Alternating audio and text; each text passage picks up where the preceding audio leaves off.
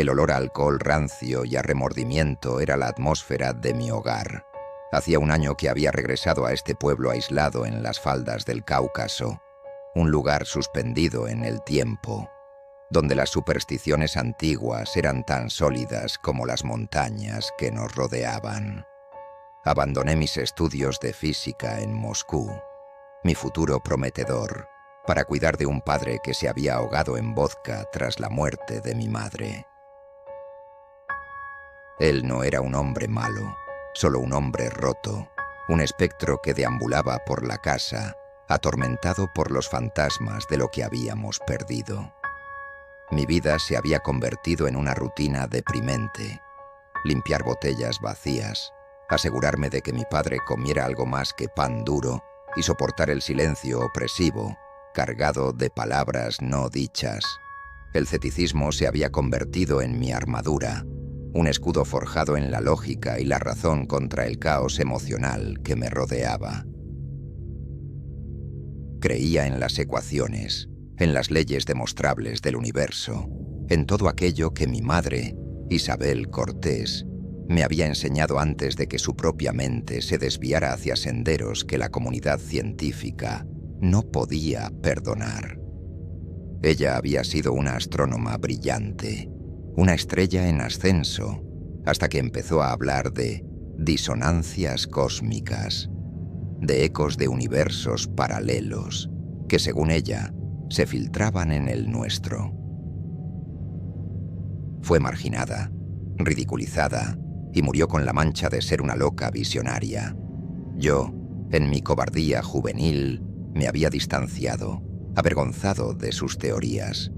Esa culpa era una brasa que ardía constantemente en mi pecho, un recordatorio perpetuo de mi fracaso como hijo y como científico. En el pueblo, una nueva fiebre había comenzado a extenderse como una plaga silenciosa, una extraña secta que se hacía llamar terraplanista, aunque susurros más oscuros hablaban de algo más antiguo. Ignoré los rumores, los consideré otra superstición más para gente desesperada, hasta que ella me encontró. Sofía Morales, a quien todos llamábamos Ana, mi amiga de la infancia, la única otra mente racional en este lugar, la chica cuyo recuerdo había sido mi ancla durante mis años en la ciudad. Pero la Ana que me abordó en la plaza del pueblo no era la misma. Había un brillo febril en sus ojos, una intensidad que me inquietó profundamente. Su sonrisa no llegaba a sus ojos y sus manos temblaban ligeramente mientras se aferraban a un pequeño objeto oscuro en su bolsillo. Había perdido a su hermano pequeño el invierno anterior, una tragedia que la había dejado a la deriva, vulnerable. Supuse que buscaba consuelo en cualquier parte, incluso en el delirio. Me invitó a una reunión en las afueras, en el viejo sanatorio abandonado que dominaba el valle. Es para gente que busca respuestas, Tomás, dijo, su voz extrañamente monótona. Me reí, una risa amarga y condescendiente. ¿Terraplanistas, Ana? ¿En serio? ¿Tú, la que ganaba todos los concursos de ciencias, ahora crees que vivimos en un disco volador? Esperaba que se riera conmigo, que todo fuera una broma macabra, pero no lo hizo. Su expresión se endureció y sus ojos se clavaron en los míos, penetrando mi armadura cética con una precisión aterradora. Se acercó, su voz apenas un susurro que cortó el aire frío de la tarde y silenció todas mis defensas. Me dijo algo que hizo que mi sangre se helara, algo que reabrió la herida que nunca había cicatrizado del todo. Dicen que podemos ver lo que hay al otro lado, murmuró, su aliento formando una nube blanca. Quizá tu madre no estaba tan equivocada sobre las disonancias, después de todo. Esa frase, esa puñalada directa a mi culpa más profunda, fue el verdadero disruptor. No era una invitación a una convención, era una citación con mi propio pasado, un desafío a la memoria de mi madre que no pude ignorar. La normalidad Esa frágil construcción de rutinas y silencios se hizo añicos en ese instante. El escudo de mi ceticismo se agrietó y por primera vez en años, el miedo, puro y helado, se filtró a través de las fisuras. Sabía que iría. No por ella, no por la secta, sino por el fantasma de mi madre y la terrible posibilidad de que yo, y no ella, hubiera estado equivocado todo este tiempo. La frase de Ana resonó en mi cabeza durante toda la noche, un eco que se negaba a desaparecer. No era solo la mención de mi madre lo que me perturbaba, sino la forma en que lo dijo, con una certeza que desafiaba toda lógica. Era como si me hubiera entregado una llave a una puerta que yo había cerrado con cerrojo hacía años, y la tentación de girarla era insoportable. Mi escepticismo luchaba contra una necesidad visceral de saber, de encontrar una pieza que diera sentido al rompecabezas de los últimos años de vida de mi madre. Al día siguiente, mi padre apenas se dio cuenta de mi ausencia. Estaba desplomado en su sillón, la mirada perdida en algún punto del pasado, una botella vacía a sus pies. Dejé un plato de comida en la mesa, un gesto inútil que servía más para aplacar mi propia conciencia que para alimentarlo a él. El camino hacia el sanatorio era empinado y traicionero, un sendero que los aldeanos evitaban, convencidos de que estaba maldito. El aire se volvía más frío a medida que ascendía, y el sol de la tarde parecía incapaz de penetrar la sombra de las montañas. El sanatorio era una monstruosidad de hormigón y ventanas rotas, una cicatriz en la ladera de la montaña. Un lugar donde la gente venía a morir y ahora, al parecer, a buscar una nueva vida. No había carteles ni indicaciones, solo un silencio antinatural que era peor que cualquier ruido. En la entrada, Ana me esperaba. Llevaba la misma ropa oscura de ayer y en sus manos sostenía una pequeña esfera de obsidiana, lisa y sin reflejos, que parecía absorber la luz a su alrededor. «Sabía que vendrías», dijo, sin rastro de sorpresa. Su calma me inquietó. Me entregó una de las esferas. Al tocarla, sentí un frío anormal, un frío que no era de temperatura, sino de ausencia, como si una parte del calor de mi mano simplemente hubiera desaparecido. «No lo sueltes. Es un marcador. Te ancla». La palabra «ancla» me provocó un escalofrío. Era un término náutico, fuera de lugar en estas montañas, pero extrañamente familiar. El interior del sanatorio olía a polvo, a descomposición y a un incienso dulzón y mareante que se aferraba a la garganta. No había sillas ni podios, nada que se pareciera a una convención. En el centro del gran salón principal, una docena de personas formaban un círculo silencioso. Estaban de pie, con los ojos cerrados, meciéndose ligeramente al ritmo de un cántico bajo y gutural, una vibración que parecía nacer del propio suelo. Todos vestían de forma sencilla, gente del pueblo que yo reconocía, el panadero, una maestra de escuela, varios jóvenes que habían perdido la esperanza de encontrar trabajo fuera de la aldea. Personas rotas como Ana, como mi padre. Buscaban algo, cualquier cosa, pero no era a ellos a quienes miraba. Mi atención estaba clavada en lo que había en el centro de su círculo, el objeto que era el foco de su devoción. Sobre un pedestal de piedra tosca yacía un mapa. Era circular, tallado en una madera oscura que parecía tener 1000 años. No era un mapa de la Tierra. Era un relieve de continentes imposibles y océanos retorcidos que convergían en un vacío central, y en los bordes del mapa había símbolos, patrones geométricos complejos que brillaban con una tenue luz azulada. Lo reconocí al instante. Mi corazón dio un vuelco doloroso. Eran los mismos símbolos que mi madre había grabateado febrilmente en los márgenes de sus cuadernos durante sus últimas semanas de vida. Los mismos patrones que sus colegas habían descartado como la prueba final de su locura.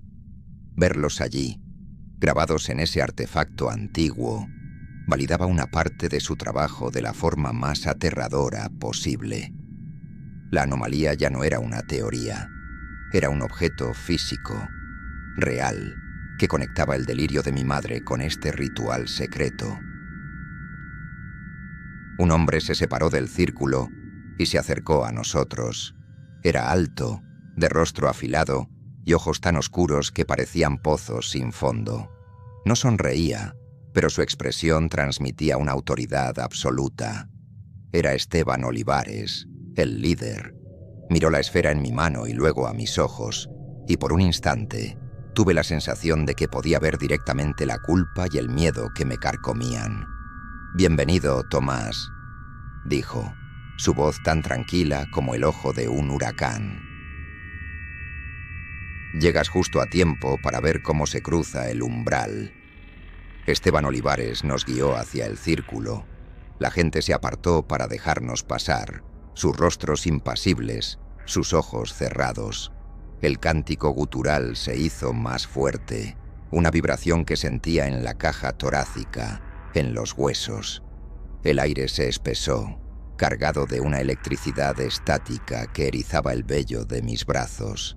Ana se colocó a mi lado, su mano rozando la mía, y su piel estaba helada.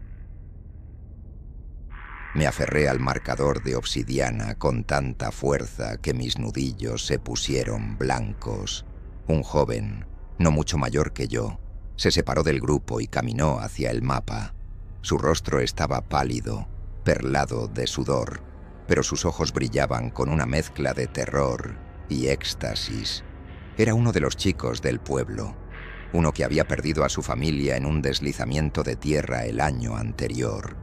Esteban le entregó una de las esferas, idéntica a la mía, y le susurró algo al oído.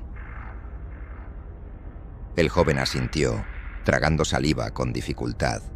«La puerta solo se muestra a quienes no tienen nada que perder», dijo Esteban, su voz elevándose por encima del cántico. El eco solo responde a un vacío igual de grande. No entendía sus palabras, pero su significado implícito me heló la sangre. Esto no era una búsqueda de conocimiento, era un acto de desesperación, un sacrificio. El joven levantó la mano temblorosa, la esfera negra en su palma. Extendió un dedo y lo posó sobre uno de los continentes imposibles del mapa de madera. En el instante en que su piel tocó la superficie tallada, una onda de energía silenciosa recorrió la sala. El aire se dobló como si se viera a través del calor, y una luz azul pálida emanó del punto de contacto, proyectando sombras danzantes y alargadas en las paredes. El cántico se detuvo abruptamente, reemplazado por un silencio tenso, expectante. El joven se quedó rígido, sus ojos abiertos de par en par, pero desenfocados, como si estuviera viendo algo a 1.000.000 de kilómetros de distancia. Su boca se abrió en un grito mudo. Su cuerpo se convulsionó violentamente una vez, y luego se desplomó en el suelo como una marioneta a la que le hubieran cortado los hilos. Cayó con un ruido sordo y definitivo. Por un momento creí que estaba muerto. Ana ahogó un grito a mi lado, pero nadie más en el círculo reaccionó. Observaban el cuerpo inerte con una fascinación macabra. Esteban se arrodilló junto al joven, no para ayudarlo, sino para observar. Pasaron unos segundos que se sintieron como una eternidad. Luego, el joven aspiró aire con una bocanada agónica, como un ahogado que emerge a la superficie. Sus ojos recuperaron el foco, pero ahora estaban llenos de un terror absoluto, un horror que ninguna experiencia terrenal podría explicar. Se arrastró hacia atrás, lejos del mapa, balbuceando palabras inconexas. El cielo de sangre. Jadeaba, arañando el suelo de hormigón. La vi, un árbol hecho de huesos. Sus ramas arañaban el vacío. Su mirada se cruzó con la mía, y en sus ojos vi el reflejo de un infierno personal. Se puso de pie, tropezando, y huyó de la sala, sus gritos resonando por los pasillos abandonados del sanatorio. Nadie fue tras él. Esteban se levantó, su rostro impasible. Miró al resto del grupo y luego a mí. La puerta se abrió. El eco fue oído. Declaró, como si el colapso mental del joven fuera una confirmación exitosa de su experimento. El resto del grupo asintió lentamente, sus rostros iluminados por una extraña serenidad. Habían visto la prueba y no les había horrorizado, les había dado esperanza. Fue entonces cuando lo entendí. El terraplanismo era solo una fachada, una historia para atraer a los curiosos. La verdad era mucho más demencial y peligrosa. No creían que la Tierra fuera plana. Creían que había otras realidades y habían encontrado una forma de abrirlas. El mapa no era un mapa, era una llave, y acababa de ver con mis propios ojos la locura que se escondía detrás de la cerradura. El problema ya no era una secta de locos, era un ritual que funcionaba. Salí del sanatorio, mi corazón martilleando contra mis costillas. El aire fresco de la montaña era como una bofetada, pero no podía limpiar el hedor a incienso y a miedo de mis pulmones. Ana me siguió, su paso silencioso detrás de mí. Cuando me detuve en el borde del sendero, ella se paró a mi lado, sin decir nada, simplemente observando el valle que se extendía bajo nosotros, sumido en las sombras del atardecer. «¿Qué fue eso, Ana?», pregunté, mi voz apenas un susurro ronco. «¿Qué le hicieron a ese chico?». Me giré para enfrentarla, buscando una pizca de la vieja Ana, la chica racional que habría estado tan horrorizada como yo. Pero en su lugar encontré una calma perturbadora, una aceptación que me asustó más que el propio ritual. Ella no parecía ver a un joven traumatizado, sino a un peregrino que había vislumbrado la tierra prometida. «No le hicimos nada, Tomás», respondió ella, su mirada fija en el horizonte. «Le dimos una oportunidad. Pudo ver más allá del velo, pudo escuchar el eco». Sus palabras eran las de Esteban, un guión aprendido que sonaba hueco y antinatural saliendo de su boca. Me agarró del brazo y su tacto era frío a través de la tela de mi chaqueta.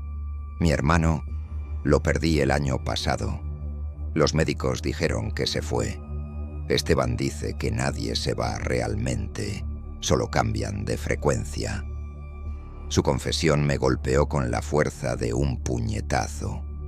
Su dolor, su pérdida, era el combustible que esta secta estaba usando para consumirla. Le habían ofrecido una esperanza venenosa, una promesa de reconexión a un precio terrible. «¿Y tú le crees?», le espeté, mi frustración convirtiéndose en ira. «¿Crees que mirar fijamente un mapa de madera te permitirá hablar con los muertos? Casi matan a ese chico». «No lo entiendes», insistió ella, su voz ganando una intensidad febril. «El mapa no es de madera, es una proyección, una sombra de la verdadera estructura del universo. Nuestra realidad es solo una de muchas, como islas en un océano infinito. Los marcadores nos permiten navegar por ese océano, sintonizar con otros ecos. Tu madre lo sabía, Tomás. Ella lo llamó disonancia, pero es lo mismo. Ella estaba cerca, muy cerca de encontrar la puerta». Cada palabra era una mezcla de la mitología de la secta y una retorcida interpretación de las teorías de mi madre. Estaban usando su trabajo, su legado, para validar su locura, y arrastraban a Ana con ello. La revelación fue nauseabunda. Esto no era solo un culto que se aprovechaba de los afligidos. Era un sistema de creencias con una cosmología compleja, una que, de alguna manera retorcida, se alineaba con las últimas y más desesperadas investigaciones de mi madre. Ella no buscaba esto, dije, mi voz temblando. Buscaba entender el universo, no romperlo. Para entenderlo, a veces hay que romper las reglas, replicó Ana. Esteban dice que el miedo es el guardián de las grandes verdades. Mañana, yo haré la travesía completa. No solo escuchar el eco, sino cruzar. Y quiero que vengas conmigo. Necesitas verlo por ti mismo, para entenderla a ella, para entenderme a mí. Su oferta colgó en el aire entre nosotros, pesada y peligrosa. La verdad parcial que había vislumbrado era aterradora. Una secta con el poder real de enviar la conciencia de una persona a un infierno personal. Y ahora, Ana, la persona que una vez había sido mi ancla a la realidad, me estaba pidiendo que me lanzara a ese abismo con ella. La situación ya no era sobre observar desde la barrera, era una elección. Podía darle la espalda y perderla para siempre, o podía saltar y arriesgarme a perder mi propia mente. Pasé la noche en vela, el rostro aterrorizado del joven grabado en mi memoria. Las palabras de Ana se mezclaban con los recuerdos de mi madre, sentada en su escritorio, rodeada de ecuaciones y diagramas de estrellas, murmurando sobre patrones que no deberían estar ahí. Mi ceticismo, mi única defensa, se estaba desmoronando, carcomido por la duda y el miedo. ¿Y si había una verdad retorcida en todo esto? ¿Y si mi madre no estaba loca, sino que había encontrado algo tan terrible que la había destrozado? Mi conflicto interno era una tormenta. Una parte de mí, la parte científica, gritaba que todo era una alucinación inducida, un elaborado truco psicológico. Pero la otra parte, la del hijo culpable, se aferraba a la posibilidad de que este camino demencial pudiera, de alguna manera, reivindicar a mi madre. Y en medio de todo estaba Ana. El deseo de protegerla, de sacarla de allí, luchaba contra el miedo de que ya fuera demasiado tarde, de que una parte de ella ya se hubiera perdido en el eco. A la mañana siguiente volví al sanatorio.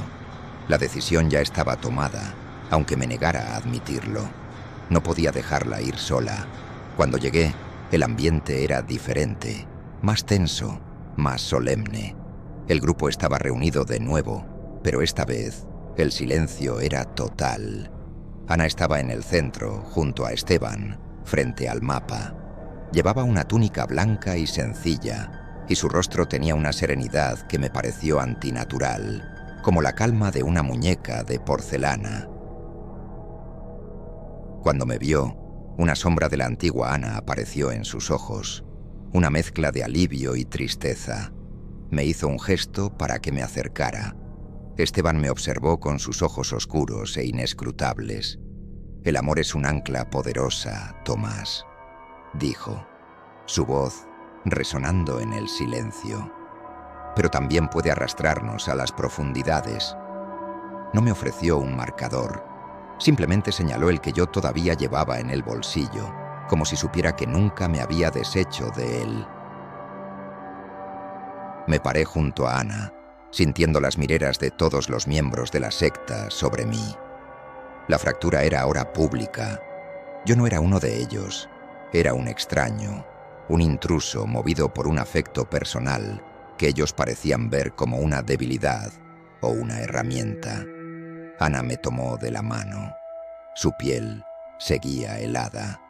Juntos, susurró, su voz apenas audible, solo para ver, y luego volvemos.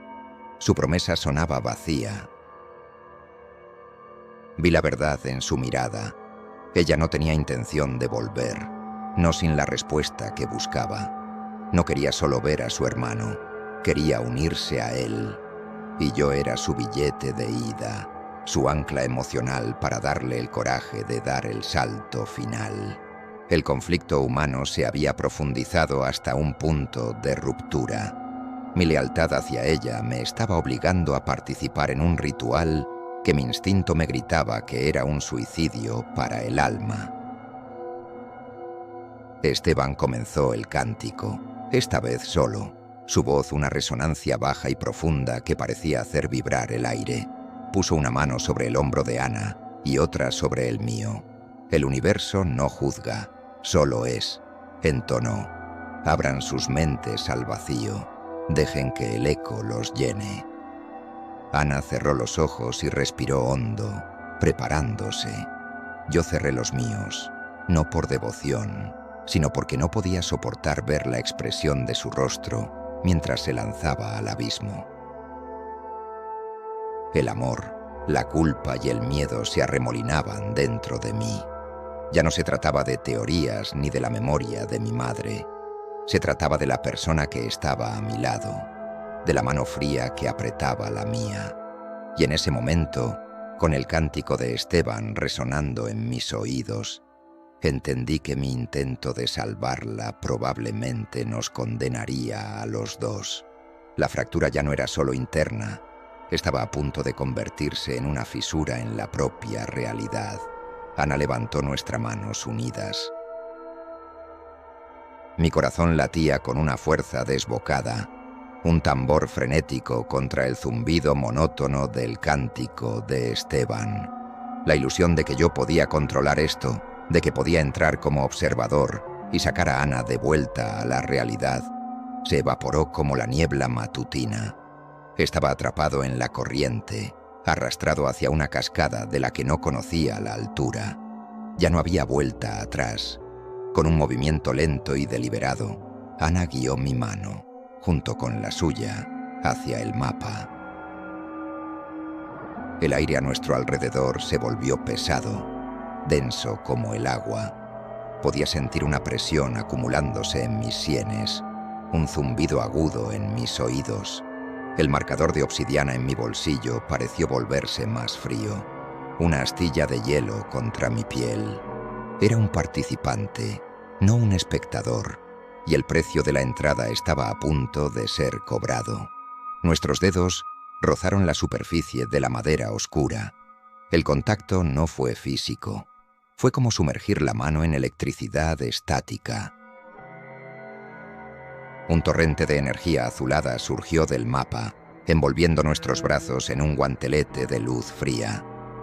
No hubo un estallido ni un sonido, solo una implosión silenciosa de la realidad. El sanatorio, Esteban, la secta, todo se desvaneció. No fue un fundido, sino un parpadeo. En un instante estaban allí, y al siguiente, no. Nos encontramos de pie en un paisaje que desafiaba la cordura. Estábamos en la cima de una colina suave, bajo un cielo de un carmesí profundo y enfermizo, sin sol ni luna, solo un resplandor difuso que lo bañaba todo en un tono sangriento. El suelo no era de tierra, sino de una vegetación púrpura y biomecánica que se retorcía lentamente, como si estuviera viva y respirando. El aire era delgado y olía a ozono y a flores en descomposición. Miré a Ana. Una débil aura azulada la rodeaba, y su expresión era de asombro y triunfo. «¿Lo ves, Tomás?», susurró, su voz sonando extrañamente cercana y lejana al mismo tiempo. «Es real». Pero mi atención fue capturada por algo más allá de ella, algo en el horizonte que rompía la lógica y la escala. Una estructura colosal se elevaba hasta perforar las nubes carmesí, una silueta que mi mente luchaba por procesar. Era la árbore de osos que el joven había descrito, un pilar titánico de algo que parecía calcio blanquecino, con ramas como garras que arañaban un cielo vacío. Abajo, en el vasto valle, se movían formas. Eran criaturas gigantescas, parecidas a bueyes, pero del tamaño de pequeñas colinas. Estaban hechas de lo que parecía roca basáltica y sombra, y se movían con una lentitud deliberada y silenciosa que era profundamente antinatural. Sus ojos, cuando una de ellas giró su cabeza masiva en nuestra dirección, eran orbes de obsidiana pulida, idénticos a los marcadores que sosteníamos. No eran solo bestias, eran parte de este lugar, manifestaciones de su esencia. De repente, una sensación de peso me invadió. Miré hacia abajo y vi mis pies hundiéndose ligeramente en la flora púrpura, dejando una huella. El aura azul de Ana parpadeó y se desvaneció. La intangibilidad, nuestra única protección, se estaba disipando. «Esto no debería pasar», murmuró Ana, su triunfo reemplazado por una punzada de pánico. «Siempre he sido un espectro aquí». La ilusión de seguridad se hizo añicos. No éramos visitantes, éramos intrusos, y nos estábamos volviendo peligrosamente sólidos. Una de las criaturas buey, a medio kilómetro de distancia, dejó de moverse. Su cabeza masiva se giró lentamente, y sus ojos de obsidiana se fijaron directamente en nosotros. No hubo un rugido, ni una advertencia. Solo una atención fría e inquebrantable. Se levantó sobre sus patas traseras, un movimiento imposible para una criatura de esa masa, y luego dio un paso deliberado en nuestra dirección. El suelo tembló bajo nuestros pies. Ya no nos observaba. Nos estaba cazando. El temblor del suelo se convirtió en un ritmo constante y aterrador. El latido de un mundo que nos había marcado como una infección. La criatura buey se acercaba, su silencio más espantoso que cualquier rugido. Cada uno de sus pasos era un terremoto en miniatura que nos sacudía hasta los huesos. El sistema en el que habíamos confiado, las reglas que Ana creía conocer sobre ser un espectro, se había derrumbado por completo. Estábamos varados, corpóreos y expuestos en un plano de existencia hostil. «Corre», grité, tirando de la mano de Ana. Mi voz sonó delgada y débil en el aire denso. Rompimos a correr colina abajo, tropezando con la vegetación púrpura que parecía agarrarse a nuestros tobillos. El pánico era una bilis amarga en mi garganta. Miré hacia atrás. La criatura no corría, simplemente caminaba, pero su zancada era tan inmensa que cubría el terreno con una velocidad terrorífica. No estaba sola. Otras dos figuras colosales se habían levantado en el valle y también se dirigían hacia nosotros. Nuestra única esperanza era la distancia, poner tanto terreno como fuera posible entre nosotros y esas cosas. Pero este mundo no obedecía a la lógica de la resistencia o la velocidad. Cada paso se sentía pesado, como correr bajo el agua. El aire ralo quemaba mis pulmones y la desesperación comenzaba a pesar más que la fatiga física. El plan de solo mirar y volver se había convertido en una huida desesperada por la supervivencia. De repente, Ana tropezó y cayó, soltando mi mano. La esfera de obsidiana que sostenía se le escapó de los dedos, rodando por la pendiente y deteniéndose a unos metros de distancia, brillando débilmente sobre la flora púrpura. «Mi marcador», gritó, con el pánico tiñendo su voz de histeria. Se arrastró para recuperarlo, pero yo la agarré del brazo, obligándola a ponerse de pie. «No hay tiempo, Ana, olvídalo». «No puedo», lloró, luchando contra mi agarre. «Sin él no puedo volver, es mi ancla». Su desesperación era absoluta. La criatura principal estaba ahora a menos de 100 metros de distancia, su sombra gigantesca comenzando a engullirnos. Su presencia era abrumadora, una presión física que aplastaba los sentidos. Podía ver los detalles de su cuerpo, la forma en que la roca de su piel parecía fluir y cambiar, las vetas de oscuridad pura que se arremolinaban en su interior. En ese momento, tuve que tomar una decisión imposible. Podía arrastrarla conmigo y tal vez escapar, condenándola a quedar atrapada aquí para siempre. O podíamos arriesgarnos por el marcador y probablemente morir juntos. Su ancla, la llave de su regreso, se había convertido en el cebo de nuestra trampa mortal. El sistema de creencias de la secta, la promesa de un viaje seguro, se reveló como la mentira definitiva, un engaño que nos había llevado directamente a las fauces del depredador. Ana se soltó de mi agarre con una fuerza sorprendente y corrió hacia la esfera.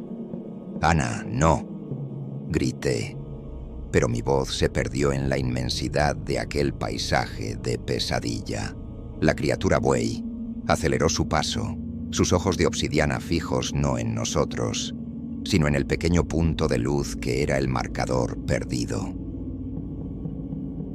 Se sintió atraída por él, como un insecto a una llama.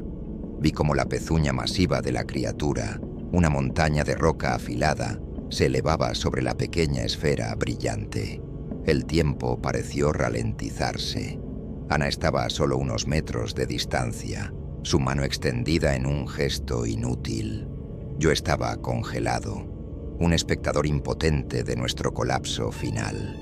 El mundo que habíamos conocido, con sus reglas y su seguridad ilusoria, se había desintegrado. Estábamos reconfigurados, ya no como viajeros, sino como presas, y el cazador estaba a punto de dar el golpe final. La pezuña colosal descendió. No aplastó el marcador, lo tocó. En el instante del contacto, una luz azul cegadora estalló desde la esfera, y un sonido, el primero que escuchaba en este mundo silencioso, me golpeó. Un acorde bajo y disonante que pareció desgarrar el tejido de la realidad. Sentí un tirón violento, como si un gancho invisible se hubiera clavado en mi alma y me estuviera arrancando de aquel lugar. La imagen de Ana, congelada en un grito silencioso mientras la luz la envolvía, fue lo último que vi. Aterricé de nuevo en mi cuerpo con una sacudida brutal. Caí de rodillas sobre el frío suelo de hormigón del sanatorio, jadeando, mi corazón amenazando con salirse del pecho. El cántico había cesado. Esteban y los miembros de la secta me miraban, no con preocupación, sino con una intensa y fría curiosidad. Mi mano estaba vacía. La de Ana no estaba solo. Ella se ha quedado, balbuceé, la comprensión cayendo sobre mí como una losa. Esteban asintió lentamente, una expresión de sombrío entendimiento en su rostro. Se ha convertido en parte del eco, un ancla para la puerta. No hubo disculpas, ni remordimiento. Para ellos no era una tragedia, era una trascendencia. Me echaron de allí, dejándome solo en la oscuridad de la montaña, con el grito silencioso de Ana como única compañía en mi mente. Los días siguientes fueron un borrón de culpa y desesperación. La secta desapareció, el sanatorio volvió a su silencio y yo me hundí en la misma apatía alcohólica que mi padre. Fue semanas después, en medio de una noche de insomnio, cuando la necesidad de entender me sacó de mi estupor. Recordé el reconocimiento, los símbolos del mapa. Fui al viejo despacho de mi madre, un santuario que no había tocado desde su muerte. El aire estaba viciado, el polvo cubría cada superficie. Empecé a buscar, sin saber qué. Revisé sus libros, sus notas, sus cálculos. Todo parecía la obra de una mente brillante al borde del colapso. Estaba a punto de rendirme cuando mi mano rozó un panel suelto en la parte trasera de su estantería. Tiré de él. Detrás, en un compartimento oculto, había un único cuaderno de cuero negro. No era como sus otros diarios de investigación. Este era personal, secreto. Lo abrí con manos temblorosas. Las páginas estaban llenas de su letra apretada y febril, junto a dibujos detallados del mapa de madera. Hablaba de la vibración de fondo del universo, de cómo ciertos lugares y objetos actuaban como diapasones. Y entonces, en la última página, encontré la entrada que lo cambió todo. Estaba fechada 2 años antes de su muerte. El marcador no es una llave, escribió, es un ancla. Pero las anclas funcionan en ambas direcciones. No solo te sujetan allí, traen algo de vuelta cuando regresas. Un eco, una resonancia, una astilla de ese otro lugar. Lo intentamos con Bruno. Quería ver a su hija. Volvió cambiado. Dijo que escuchaba la vibración. Una semana después, desapareció. Le fallé. Perdí a Bruno Herrera para el eco. Debo parar. Debo destruir el mapa. Bruno Herrera. Era su asistente de investigación. Un buen hombre cuya desaparición misteriosa nunca se había resuelto. Mi madre no había estado tratando de abrir una puerta. Había encontrado una, y horrorizada por lo que cruzaba, había intentado cerrarla. Esta revelación fue la virada estratégica. Mi misión ya no era el luto ni la culpa. Era entender lo que mi madre había descubierto. El marcador en mi bolsillo, el que yo había traído de vuelta, de repente se sintió infinitamente más pesado, infinitamente más peligroso. El diario de mi madre no era un testamento de locura, sino una advertencia desesperada. El conocimiento que contenía redefinió mi propósito. La apatía fue reemplazada por una urgencia febril. Ya no se trataba de rescatar a Ana, a quien ahora entendía que había perdido en el momento en que tocó el mapa. Se trataba de contener la amenaza que mi madre había identificado, la amenaza que yo, en mi ignorancia, podría haber desatado. Mi primera acción fue volver al sanatorio. Armado con la verdad de mi madre, esperaba confrontar a Esteban, exigir respuestas. Pero cuando llegué, el lugar estaba desierto, más silencioso que nunca. El mapa de madera había desaparecido. El pedestal de piedra estaba vacío. La secta se había desvanecido, llevándose su artefacto y sus secretos con ellos. Estaba solo en esto, con nada más que el diario de mi madre y el marcador de obsidiana en mi bolsillo. Regresé a casa y convertí el despacho de mi madre en mi centro de operaciones. Desempolvé sus equipos, sus osciloscopios, sus analizadores de espectro. Eran anticuados, pero funcionales. Comencé a replicar sus experimentos, usando sus notas como guía. Mi contraataque no sería con fuerza, sino con ciencia. Intentaría medir, cuantificar, entender la vibración de fondo que ella había mencionado. Pasé días y noches encerrado, rodeado de sus ecuaciones. El mundo exterior dejó de existir. Mi padre a veces se asomaba a la puerta, una expresión de confusión en su rostro, antes de retirarse a su propio mundo de neblina alcohólica. Por primera vez, sentía que estaba continuando el verdadero trabajo de mi madre, no el que la había hecho famosa, sino el que la había aterrorizado hasta el punto de ocultarlo. Mi gran acción decisiva fue un experimento arriesgado.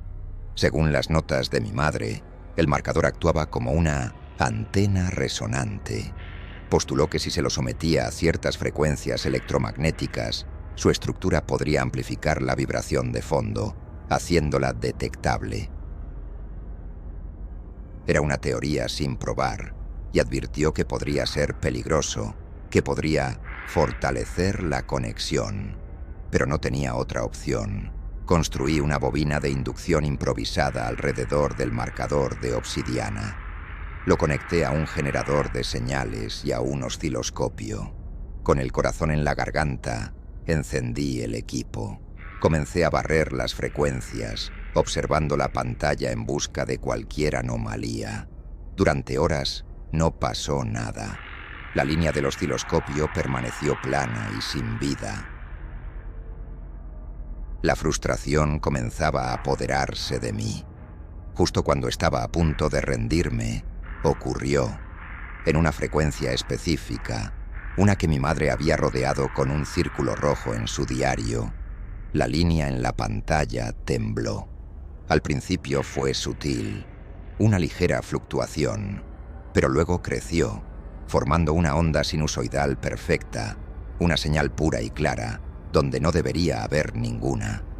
Era una onda portadora, pero sin información, un pulso silencioso. La vibración de fondo había encontrado el eco. Era real, medible. Mi madre tenía razón. La euforia de la validación científica fue inmediatamente sofocada por un terror profundo. Había provocado una transformación irreversible. Había sintonizado con el canal del otro mundo. Y mientras observaba la onda pulsando en la pantalla, una sensación helada recorrió mi espalda. No era yo quien había abierto la comunicación. Solo había levantado el teléfono para descubrir que alguien, del otro lado, ya estaba esperando en la línea. 2 meses después de la desaparición de Ana, mi vida se había asentado en una nueva y extraña normalidad. Pasaba mis días en el despacho, estudiando la onda, la señal constante del otro lado. Era una presencia silenciosa en mi vida, un recordatorio perpetuo de mi fracaso. No había vuelto a contactar con la secta. No había sabido nada de Esteban.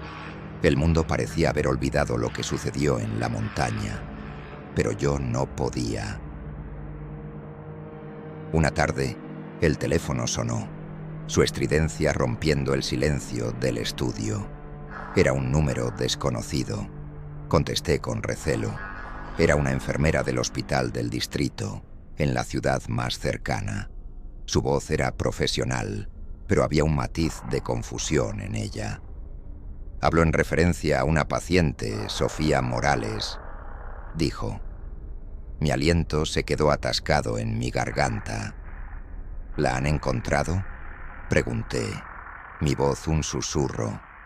No exactamente, respondió la enfermera.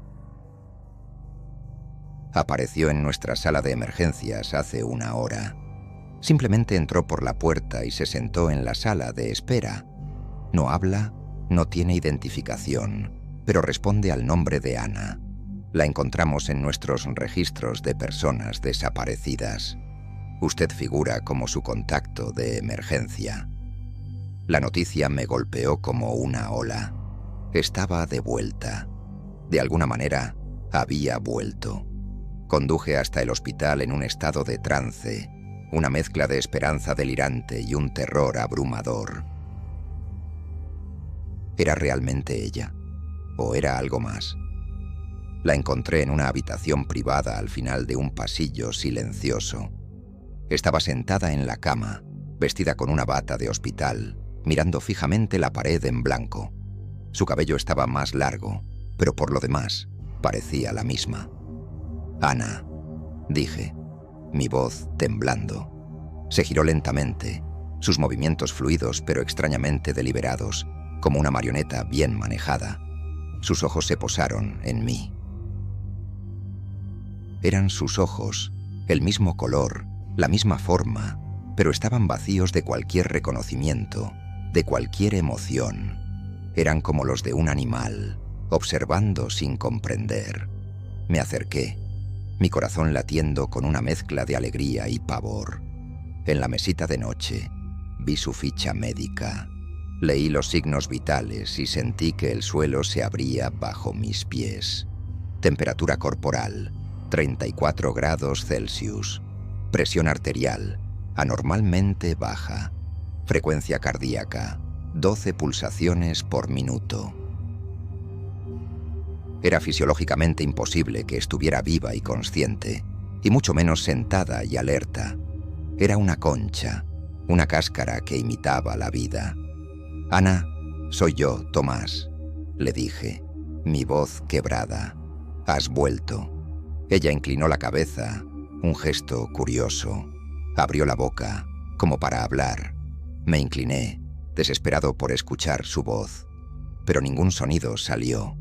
En su lugar sentí una vibración, una resonancia profunda y gutural que no se oía con los oídos, sino con el pecho, con los huesos. Era una frecuencia baja e intensa que hizo que los vasos de agua de la habitación temblaran y que una náusea repentina me subiera por la garganta. Retrocedí, tropezando. El terror me inundó, frío y absoluto. No era su voz, era la misma frecuencia que había detectado en mi laboratorio. Era la vibración de fondo, era el eco.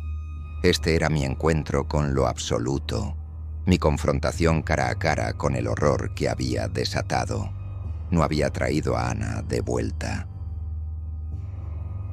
Había traído de vuelta lo que se había anclado a ella. La cosa que la había estado usando como puerta, ahora estaba aquí, mirándome a través de sus ojos. La vibración que emanaba de Ana llenó la habitación del hospital, una presencia física que presionaba desde todas las direcciones. No era agresiva, pero era totalizante, una nota fundamental que parecía querer reescribir la frecuencia de la propia realidad. Mientras retrocedía, mi mano fue instintivamente a mi bolsillo, donde el marcador de obsidiana, mi constante y frío compañero, descansaba. En el instante en que la vibración me alcanzó, el marcador cambió.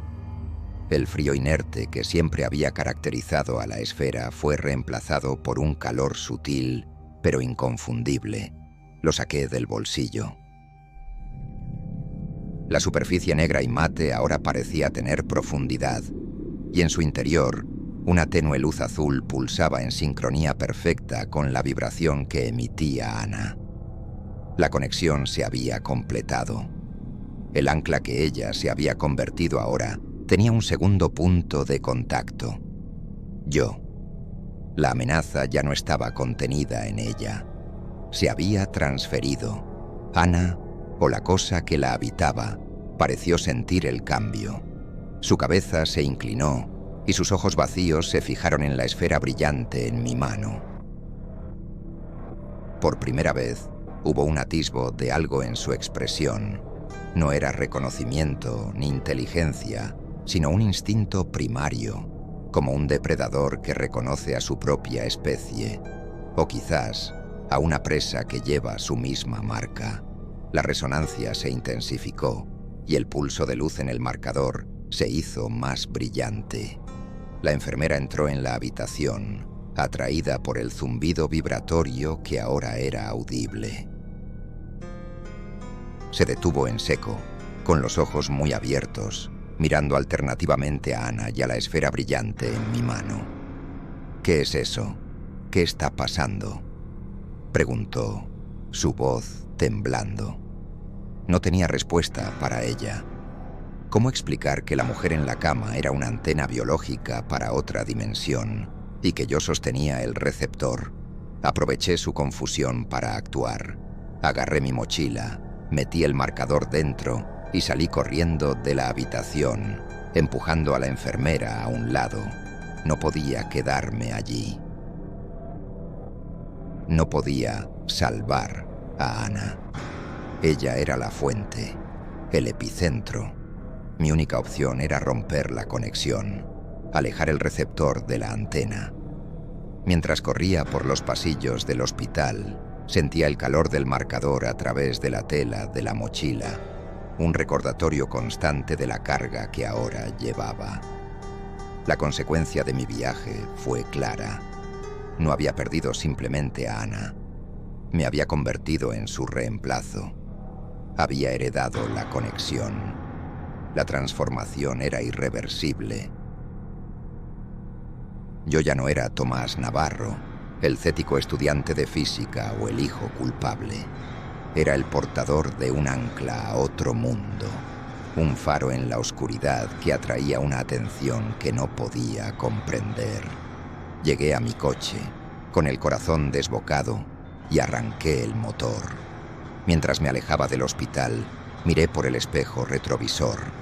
En una de las ventanas del último piso vi una silueta. Era ella, de pie, observándome.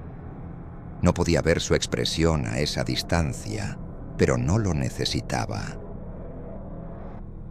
Sabía que me estaba mirando. La conexión estaba forjada y la distancia física, me di cuenta con un pavor creciente. Probablemente no significaba nada en absoluto. He vuelto al despacho de mi madre. La casa está en silencio, pero ya no es un silencio vacío. Ahora es un silencio expectante, como la calma antes de una tormenta. El marcador de obsidiana yace sobre el escritorio, junto al diario de cuero negro. Ya no es solo un objeto, es una presencia. La luz azul en su interior pulsa suavemente, un latido lento y constante, como el de un corazón dormido. El osciloscopio a su lado muestra la onda, ahora más fuerte, más definida. He reconfigurado mi vida en torno a este nuevo y terrible propósito. Mi padre sigue en su neblina, ajeno a la batalla cósmica que se libra en la habitación de al lado.